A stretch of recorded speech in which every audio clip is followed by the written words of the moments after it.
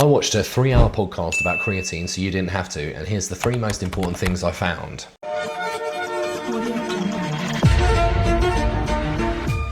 So the first one is creatine's superior cognitive support under stress.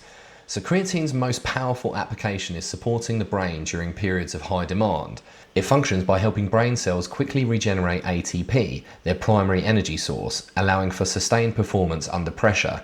This effect is so robust that high-dose supplementation, i.e. 25 to 30 grams, has been shown to entirely negate the cognitive deficits experienced after 21 hours of sleep deprivation.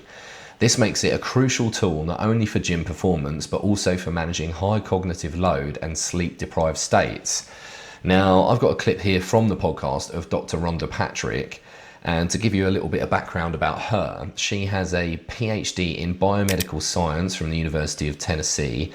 She's got a postdoctoral fellowship in nutritional biochemistry, a Bachelor of Science in biochemistry and chemistry, and she's got multiple published research on micronutrient deficiencies, inflammation, DNA damage, the list goes on. But basically, Dr. Rhonda Patrick is extremely well respected and a really excellent scientist. So I'll play this clip. And so some of these studies have been done by Dr. Darren Kandau. He's at the University of Regina in Canada. And they've looked at things like sleep deprivation. And it's been found that if you take someone and you sleep deprive them for 21 hours and give them about 25 to 30 grams of creatine, it completely negates the cognitive deficits of sleep deprivation. Actually, not only does it negate the cognitive deficits of sleep deprivation, it makes people function better than if they were well rested. Now, she goes on to say in the podcast, actually, that she tried it and she found that the slump you get in the afternoon, like after lunch and things where you're feeling a bit tired, that goes away. And it's something that I've actually tried. So I've been upping my dose from 3 grams of creatine to anywhere between 10 and 15 a day. And I've noticed a very similar thing, actually. Like, I'm not napping during the day as much and I'm not feeling so tired in the afternoon. So I think she's onto something here. Now, the second point is to do with mental health, funnily enough, which is really interesting because goes on to say, beyond energy and strength, creatine is showing promising benefits for mental well-being. It has been found to improve depressive symptoms when given alongside standard cognitive behavioural therapy, so CBT. This suggests that creatine may be helping the brain achieve greater resilience, possibly through an anti-inflammatory effect or by improving the brain's overall ability to manage the stress associated with depression. Now again, we've got the clip here for you from Dr. Rhonda, so let's roll the tape. I was reading about a study in 2025 where they gave creatine to people that had depressive symptoms alongside CBT training.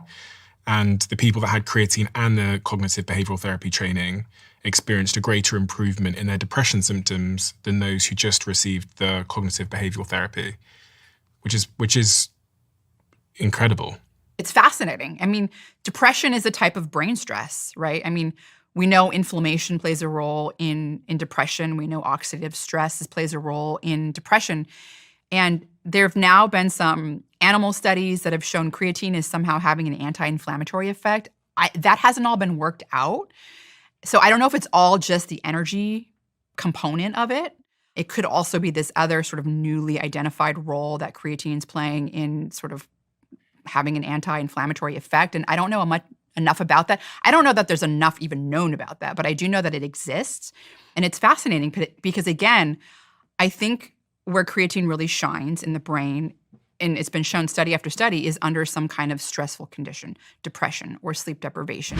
So that's an interesting one, actually, because it doesn't sound like we quite understand why this is happening yet. It could be potentially because of anti-inflammatory benefits from creatine in the brain because of the stress caused by depression, but we don't actually know. But the point is the results are there and it's very, very promising. And I think anything that helps people with their mental health is a net benefit. And especially for such a cheap supplement as well. So the dose you need for cognitive benefits, basically. So for muscle saturation and physical performance, the common recommendation of 5 grams per day is generally effective. However, to significantly boost creatine levels in the brain, studies indicate a higher dose is necessary. The brain only absorbs excess creatine once muscle stores are saturated. Research suggests that consuming 10 grams per day or more helps ensure a beneficial spillover, successfully elevating creatine in several different regions of the brain. So again, the final clip from Rhonda Patrick talking about that. I know that I'm constantly under stress. So I'm like, okay, well, I think I need a boost. And this is where a lot of very interesting studies have come out of many different labs, some out of Germany that looked at the dose of creatine and how it increases creatine levels in the brain. And this is why I now supplement with 10 grams a day. So the study out of Germany found that 5 grams a day of creatine, if you're supplementing with 5 grams a day, your muscles are greedily consuming it, particularly if you're working out. They want it. They want it. After about 5 grams a day, especially over a few months, like you're saturating your muscle, and that's enough, right? Anything above that kind of spills over to the brain.